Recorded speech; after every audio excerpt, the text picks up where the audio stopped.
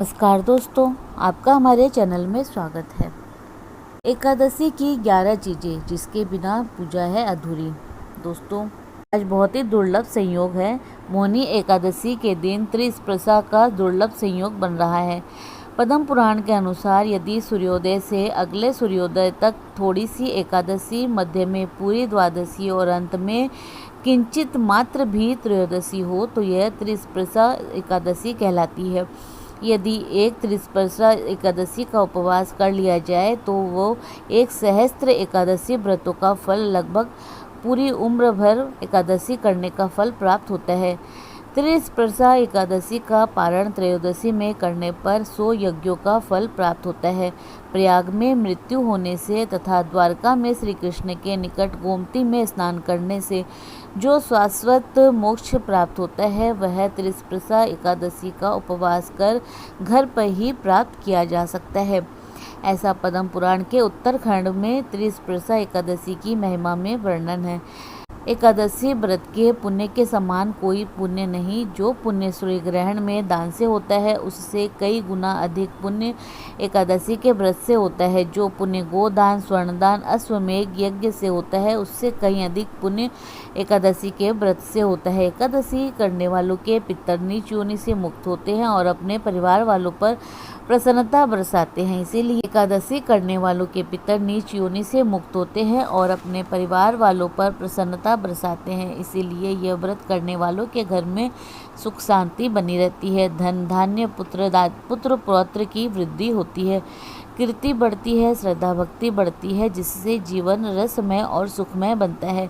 परमात्मा की प्रसन्नता प्राप्त होती है। पूर्व काल में राजा नहुस, अम्बरीश, राजा गादी आदि जिन्होंने भी एकादशी का व्रत किया उन्हें इस पृथ्वी का समस्त ऐश्वर्य प्राप्त हुआ। भगवान शिव जी ने नारद जी से कहा है कि एकादशी का व्रत करने से मनुष्य के 7 जन्मों के पाप नष्ट हो जाते हैं। इसमें कोई संदेह नहीं है।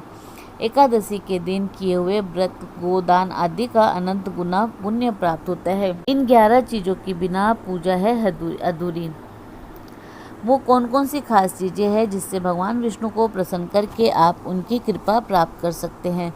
तुलसी दल, नारियल, सुपारी, लौंग, फल, धूप, दीप, घी, कच्चा दूध, आंवला, शक्कर या मिठाई।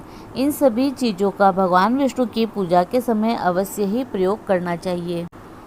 विष्णु सहस्त्र नाम का पाठ। ऐसी मान्यता है कि विष्णु सहस्त्र नाम का पाठ करने से भगवान विष्णु प्रसन्न होते हैं और अपना आशीर्वाद प्रदान करते हैं। यही जीवन में आने वाली परेशानियों को भी दूर करने में विष्णु सहस्त्र नाम को बहुत प्रभावी माना गया है। इससे भगवान विष्णु के सभी नामों का मिश्रण है। भगवान विष्णु को इस एक मंत्र से करे प्रसन्न।